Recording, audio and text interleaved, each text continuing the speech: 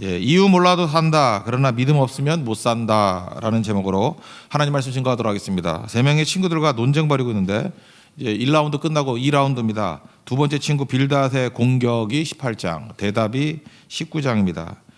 욥의 고난에 대해서 위로하지 못했습니다.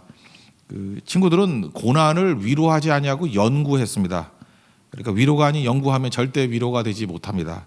왜냐하면 위로는 그 사람 속에 들어가야 되는 건데 연구한다는 건 객관적이 되는 거 아니에요. 제3자가 되는 거 아니에요. 그러면 더 어려움을 당하게 된다는 것입니다. 어려움을 당할 때 위로가 필요하거든요. 위로는 힘이에요. 힘. 컴포트 할 때 포르트라는 게 있잖아요. 함께 힘을 주다. 힘이 들어가 있거든요. 그러니까 여러분 위로가 되려고 그러면 힘을 주는 게 위로예요. 어떤 힘이든 말로 힘을 주든지 뭐 환경으로 힘을 주든지. 그래서 너무 힘들 때는요. 이게 먹을 거 줘도 위로가 돼요. 그렇잖아요. 너무 힘들 때는 마실 물 한 잔 줘도 위로가 된다고. 그러니까 정 줄 게 없으면 돈 주세요. 돈 주면 위로돼요. 그렇잖아요. 근데 그런 거 아니라 그러면 입 다물고 계시라고. 그러니까 자기는 좋은이라고 하는 것이 사실은 상처가 되고 박해, 학대 이런 것이 될 수 있다라는 것입니다. 원래 빌닷은 좀 나이스한 사람이었습니다. 그래서 정의론자잖아요. 정의를 들고 나오고 그리고 뭐 좋은 얘기도 많이 했잖아요. 뭐 처음은 미약하지만 나중은 창대하리라. 이게 나쁜 뜻 아니에요. 덕담이거든요. 또 잘 되기를 원한다. 그런 괜찮은 사람이었는데 이제 한 라운드 다 듣고 그다음에 엘리바스 얘기까지 듣고 난 다음에 화가 나는 거예요. 누가 화를 내는지 아십니까? 자아가 강한 사람이 화를 내는 거예요. 에고가 강한 사람이 화를 내는 거예요. What I want. 내가 원하는 것대로 안 되는 사람이 화가 나는 거예요. 그래서 이게 그 자아가 강한 사람들 있지 않습니까? 고집 세고 막 이런 사람들이 사회생활이 안 되는 거예요. 이유가 뭐냐면 자기 뜻대로 돼야 되거든. 하나님의 주님의 뜻을 이루어야 되는데 내 뜻을 이루어야 되니까. 그러니까 지금 빌닷이 화가 버럭 나는 거예요. 그래서 사실 18장 읽어보면 5절 이하부터는 다 저주예요. 저주. 쭉 저주밖에 없어요. 왜냐하면 내 뜻대로 말 인정 안 한다는 거죠. 그 빌닷의 논지가 뭐예요? 정의론자잖아요. 그죠? 네가 이렇게 벌 받는 거 보니까 너 정의롭지 못하기 때문이다. 인정하라. 이런 건데 인정 안 하니까 화를 버럭버럭 내더라는 것입니다. 그래서 저주일색으로 나가더라는 거예요. 먼저 2절 같은 데 보면요. 너희라 그래요. 이상하지 않아요? 왜 욥이 한 사람인데 왜 복수를 쓰죠? 그건 무슨 얘기냐면 매도해 버리는 거예요. 욥을 한 사람으로 보지 않냐고 악인 중에 하나로 보는 거예요. 그러니까 이미 악인이라는 거죠. 그래서 악인 중에 욥을 갖다가 확 옮겨놓고 악인 전체를 놓고 욕하듯이 얘기하는 거예요. 도매급이죠. 너희들은 이렇게 얘기해요. 악인 중에 하나다. 매도하는 겁니다. 언제까지 떠들래? 네가 입 다물면 내가 그때 내 말을 할 것이다. 이런 얘기입니다. 18장 1절부터 4절까지 한번 읽겠습니다. 시작. 수아 사람 빌닷이 대답하여 이르되 너희가 어느 때에 가서 말의 끝을 맺겠느냐. 깨달으라. 그 후에야 우리가 말하리라. 어찌하여 우리를 짐승으로 여기며 부정하게 보느냐. 울분을 터뜨리며 자기 자신을 찢는 사람아 너 때문에 땅이 버림을 받겠느냐. 바위가 그 자리에서 옮겨지겠느냐. 여기서 울분을 터뜨린다. 이게 누구냐면 욥 얘기거든요. 막 울분을 터뜨리면서 막 자기 자신을 찢는 사람이라는 거예요. 그러니까 울분을 터뜨린다. 막 기도한다. 뭐 그런 뜻 아니겠어요? 그래도 변하지 않는다는 거예요. 네가 별짓을 다 해도 변화될 거 하나도 없어. 절망적인 얘기죠. 기도해도 안 돼. 그런 얘기예요. 무책임한 얘기죠. 어떻게 이렇게 얘기를 해요? 왜냐하면 배경에 깔려 있죠. 너는 정의롭지 못하기 때문에. 자기가 이렇게 매도해 버리는 거예요. 악인이기 때문에. 악인은 뭔 짓을 해도 되는 일이 없어. 그런 거를 지금 주장하고 있다라는 것입니다. 다시 한번 욥으로 넘어오면요. 욥의 처음부터 마지막까지 견지하는 내용이 뭐냐면 이거예요. 망하면 악인이냐는 거예요. 그러니까 이 현실의 문제하고 신앙하고 이게 왜 결부가 되느냐는 거예요. 이게 빌닷은 그게 계속 결부가 된다라는 얘기고 욥은 아니라는 거예요. 내가 재산 잃었지 신앙 잃었냐 그거예요. 내가 재산 잃었지 믿음 잃었냐. 내가 돈이 없지 가오가 없냐. 계속 그 얘기거든요. 이걸 한 번도 변화된 적이 없어요. 그래 내가 부족하다고 하자. 그렇지만 외적인 걸 가지고 내 신앙 얘기하지 말라는 거예요. 신앙은 신앙이고 외적인 건 외적인 거지. 그게 뭘 필요하느냐는 거죠.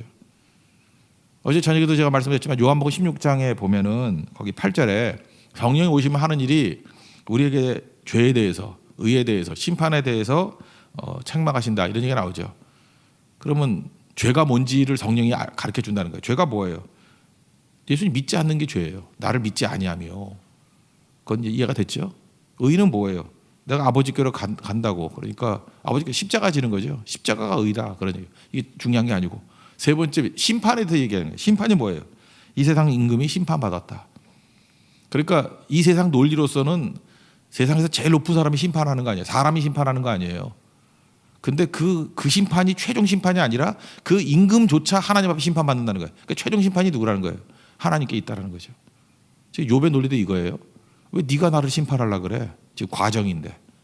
이 중간에 있는 거 아니야. 중간에 있는 과정을 왜 끝이라고 생각하면서 내가 망했다고 믿음도 망했다고 인정하느냐. 재산을 잃은 거지 믿음이 잃었다고 왜 얘기를 하느냐.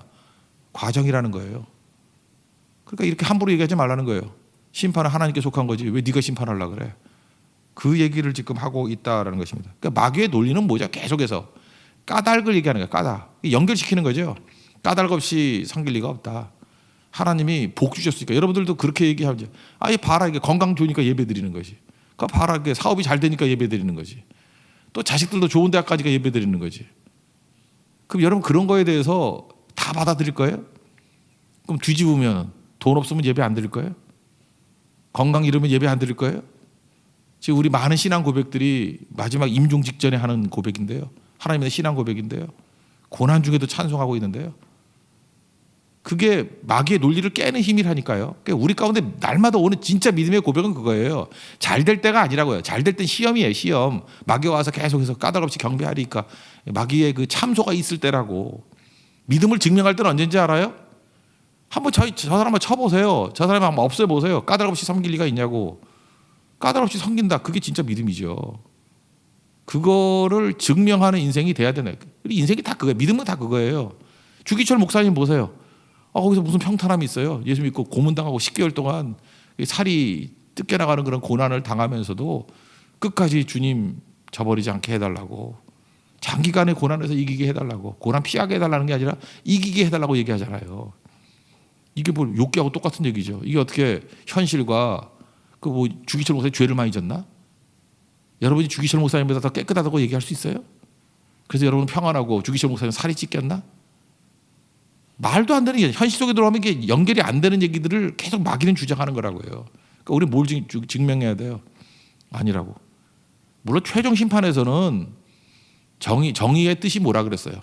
정의가 말씀대로 된다. 말씀대로 이루어진다가 정의라니까요.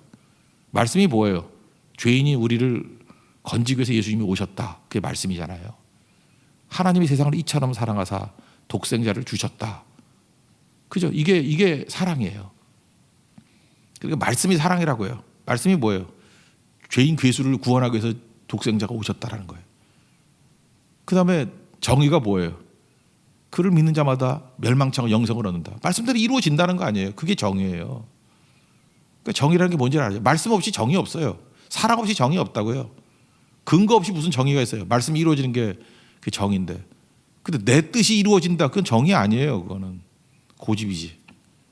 그러니까 말씀 없으면 정의를 말할 수도 없는 겁니다. 그러니까 크리스찬의 정의가 무엇이냐 이렇게 물은다 그러면 말씀이 있어야 돼요. 말씀이 이루어진다가 정의예요. 언제요? 주님 앞에서 최종적으로 이루어져요. 심판도 이루어지게 된다라는 것입니다. 우리 믿음장이라고 말하는 그 히브리서 11장 한번 기억을 더듬어 보세요. 그 6절을 보면은 믿음이 이렇게 해요. 그 믿음의 정의를 이렇게 믿음이 없이는 첫째 하나님을 기쁘시게 못한다. 하나님께 나아간 자는 상 주시는 이심을 믿어야 된다. 두 가지예요. 그러니까 아무리 어렵더라도 계속해서 그 주님께 나아가는 인생이 돼야 된다는 거예요. 나아가는 게 주님 앞에 주님이 살아계심을 믿고 나아가는 존재. 그게 믿음이에요. 욥은 지금 믿음이 있는 거죠. 계속 주님께 나아가잖아요. 그죠? 친구들한테 헷갈린 게 있지만 주님께 나아가잖아요. 그리고 상 주시는 게 뭐예요? 주님께서 최종적인 상을 주심을 믿는 거죠. 지금 현실은 어렵다 할지라도 현실이 문제가 아니죠. 최종적인 상을 하나님이 주신다. 그래서 믿음이란 게 뭐냐 하면요. 현실에서 보상 없는 일들을 잠깐만 해야 돼요. 우리가 그 마태복음 6장에 나오잖아요. 뭐 구제, 금식, 기도하고 할 때 사람들이 인정받으면 이미 상을 받았느니라 이렇게 나오잖아요. 그러니까 세상 사람의 상 받으면 안 돼요. 세상에서는 인정 못 받고 그냥 가만히 있어야 돼요. 그래야 하나님의 상이 있다라는 거예요. 그게 믿음이라고. 그 다음에 얘가 노아가 나오고 아브라함이 나오고 몇 가지가 나오는데 한번 노아를 놓고 보세요. 욥하고 너무 비슷하잖아요. 노아는 어떻게 살았냐 하면은 평생 비웃음 속에 살았다고. 왜 비웃었죠? 당시에는 비가 없었어요. 창세기 이후에 비가 왔다는 얘기가 없어요. 그래서 되게 오래 살았어요. 무슨 오존층인가 하나가 더 있었대. 무슨 비층이 하나 더 있었대. 근데 비가 억수같이 쏟아져서 홍수가 된 거예요. 비도 안 오는데 비 온다 그러고, 홍수가 뭔지도 모르는데 홍수가 있다 그러고, 그러니까 경험 못한 얘기를 하고 있는 거예요. 미친 늙은이죠. 배 바닷가에 만들어야 돼, 산꼭대기에 만들어요. 미쳐도 한참 미쳤죠. 그죠? 근데 하나님의 말씀이거든요, 그게. 그러니까 하나님이 계신 것과 하나님의 말씀대로 하면은 상주십을 믿고 계속 산꼭대기에서 120년 동안 방주를 만든 거라고요. 근데 그 삶 전체가 계속해서 바보라는 얘기, 조롱하고 비웃고, 무슨 상에 욕만 먹고 다니는데, 그러니까 욥의 상하고 똑같죠. 노아도 정말 비참한 120년을 보낸 거예요. 욕 먹으면서 아무도 인정을 하지 않는 거. 그런데 마지막 순간에 가가지고 하나님께서 이루어 주셨죠. 이루어 준 게 상이 아니라 그 고난 당한 게 상이에요. 끝까지 붙든 게 상이라고. 그래서 성경은 이렇게 정의를 내리죠. 믿음으로 노아는 아직 보이지 않는 일에 경고하심을 받아 경외함으로, 보이지 않고 상급이 없는데도 경외했잖아요. 욥하고 똑같죠. 방주를 준비하여 그 집을 구원하였으니 그 행위 자체가 세상을 정죄하고 믿음을 따르는 의의 상속자가 되기 위해서. 무슨 얘기예요? 정의가 뭔지를 보여주는 상속자죠. 저희가 뭔지를 보여주는 어떤 표준이 됐다는 거예요. 우리가 후손들 아니에요. 의의 상속자가 됐대요. 정의는 뭐예요? 말씀대로 된다가 정의라니까요. 의의 상속자. 그러니까 노아의 말대로 됐어야 돼요. 다 비웃었지만 노아의 말대로 됐어요. 이게 의라고요. 이게 의. 아브라함도 마찬가지죠. 아브라함도 현실 삶 속에서는 비웃음과 조롱 아니에요. 75세에 왜 잘 사는 동네 떠나? 여러분 75세 어디 이사 가서 뭐 새롭게 시작한다 그러고, 뭐 하나님이 부르셨어 그러면 미쳤다 그러지. 아니 인생 정리할 나이에 뭘 어디 잠깐 또 떠나십니까? 이럴 거 아니에요, 그죠? 떠났잖아요. 비웃음, 조롱. 그럼 어디 가냐 그러는데 몰라. 하나님이 인도하시는 곳으로. 갈 바를 알지 못하고 갔다 그러잖아요. 조롱이죠. 근데 하나님이 계신 것과 내가 하나님 말씀에 순종하면 이것이 반드시 승리한다는 것을 믿는 것, 그것이 상이라는 거예요. 그것이 상. 그럼 이 얘기를 뒤집어 얘기하면 우리는 이 땅을 살아가면서 너무 납득이 잘 되는 일만 해. 합리적인 일만 해. 그리고 주변 사람들이 비웃는 것도 없고 조롱하는 것도 없고 박수 쳐주는 일만 해요. 믿음 없는 겁니다. 그게 무슨 믿음이야?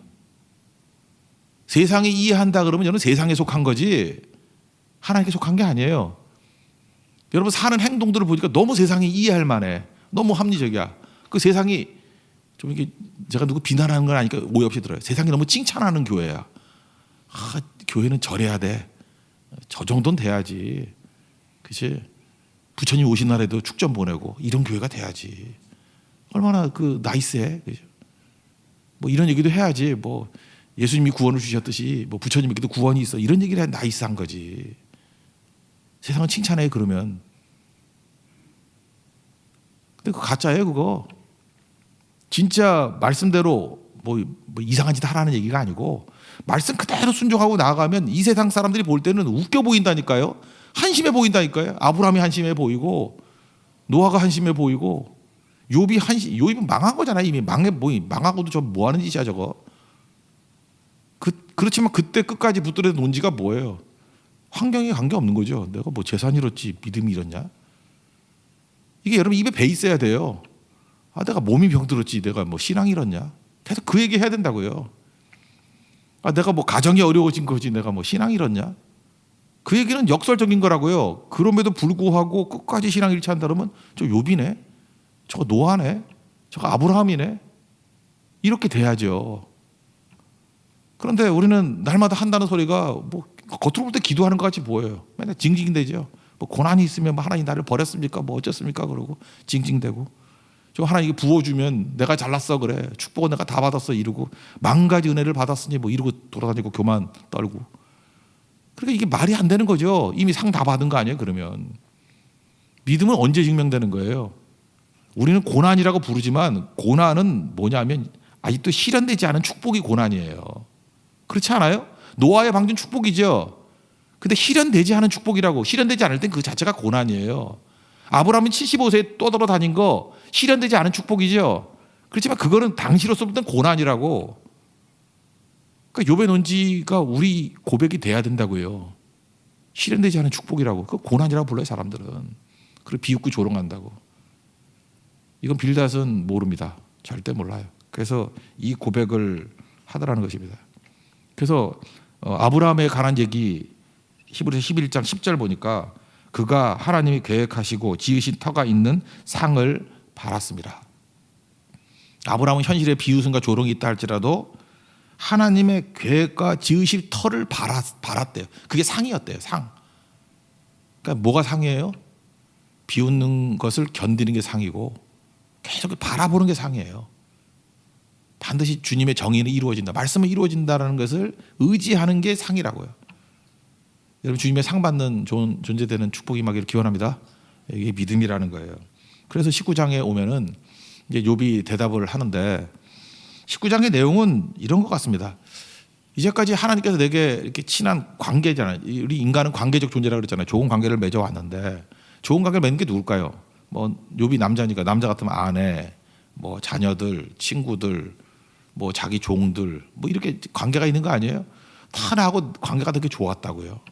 좋았는데 우리 인생을 살면서 언제가 제일 힘드냐면 좋은 관계였던 사람들이 깨지는 거예요.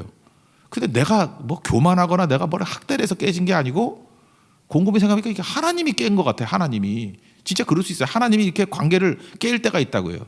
그래서 낯선 자가 되는 거예요. 아내도 낯선 자가 되고 아내가 옆에 와야 될 거 아니에요. 근데 내 냄새도 싫대. 내 숨결도 싫대. 뭐 그럴 수 있죠. 여자들이 이상하더라고. 남자 꼴 보기 싫으면 냄새도 싫대. 막 그러더라고. 여기 성경에 나와요. 내 아내가 냄새도 싫다 그런다. 숨결도 싫다 그런다. 친구들도 낯선 자가 되었다.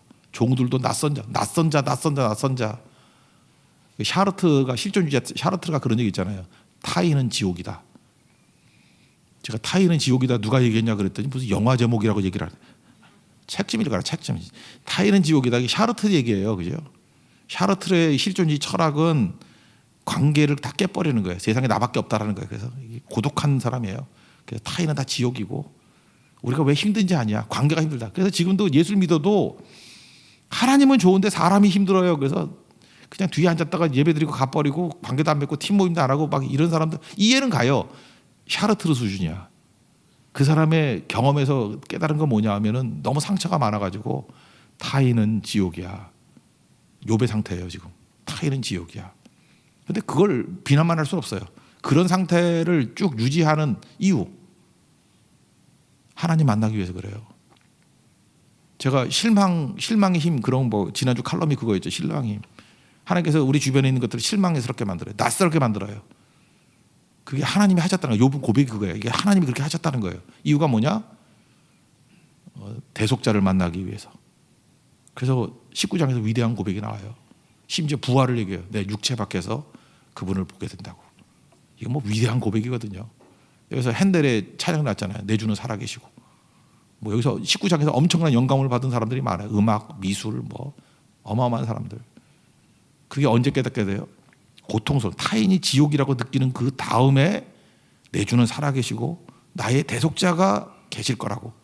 내가 육체 밖에서 그분을 뵐 거라고. 이런 어마어마한 고백이 영광 가운데 욥에게 임하게 되었다는 것입니다. 우리 삶 가운데 고통스러운 거 하나가 뭐냐면 친했던 사람들이 다 타인이 되는 거예요. 낯선 사람이 되는 거예요. 왜 그럴까? 이게 주관하게 하나님인가 믿으십니까? 대속자 만나라는 뜻이에요. 세상에 낯설어져야 살아계신 대속자를 만납니다. 믿습니까? 그게 19장 내용이라는 거예요. 쭉 한번 봅시다. 먼저 친구들이 뭐 욕한다 그런 얘기죠. 1, 2, 3절 19장 시작. 욥이 대답하여 이르되 너희가 내 마음을 괴롭히며 말로 나를 짓부수기를 어느 때까지 하겠느냐. 너희가 10번이나 나를 학대하고도 부끄러워 아니하는구나. 10번이 뭐 10번이라는 개수보다도 많다는 뜻이에요. 많이 나를 학대하는구나. 뭐 그런 뜻이죠. 그러고 난 다음에 욥의 논지 하나 딱 이거예요. 내가 재물 잃었지 신앙 잃었냐? 그러면서 만약 네 논리라 그러면은 아니 너하고 나하고 차이점이 뭐야? 아 그래 그 네 말이 맞다고 치자. 그러면 내가 허물이 많아가지고 이렇게 고난 당한다 그러는데 내가 니네 친구니까 알잖아요. 그럼 너는 나보다 허물이 없니? 욥이 참 힘든 얘기 하는 거예요. 너나 나나 뭐 도끼 객끼이지 아니면 뭐 도토리 키재기지. 4절 한번 읽어봅시다. 4절 시작. 비록 내게 허물이 있다 할지라도 그 허물이 내게만 있느냐? 너는 아니냐? 그래, 나는 허물이 있어서 그래 이렇게 망했다고 치자. 그러면 너희는 왜 안 망했어? 나보다 허물이 덜해서? 이제 그때부터 나오기 시작하면 니네 허물 내가 한번 말해볼까? 이렇게 하는 거죠, 그죠?